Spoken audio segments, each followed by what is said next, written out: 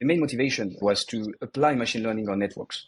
But with machine learning, we can't apply it directly on networks. We need vectors. So network embeddings has this ultimate aim to open this big machine learning toolbox for different kind of analysis. But to do that, we need to translate the nodes in the networks into vectors. And to do that, we need what we call a similarity measure in the network, because the network embedding will be to have embeddings in this vector space that can relate to the similarity measure between nodes in the network. So to have this similarity measure, we use random walk reverse stat.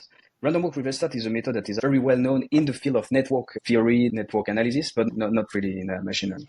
And the general idea is to use like an imaginary particle that from a seed node will explore this big network a lot of time until convergence. And this will allow to retrieve like a probability distribution of how much you will go through this node during your random walk on the network. And this is the similarity measure that we use. And that will allow us, after in the learning phase, to minimize the distances between the embeddings according to the similarity measure that we had in the network that we just computed. So when we have all this, we can do so many things in terms of analysis. I could, for example, do link predictions between new drugs and diseases.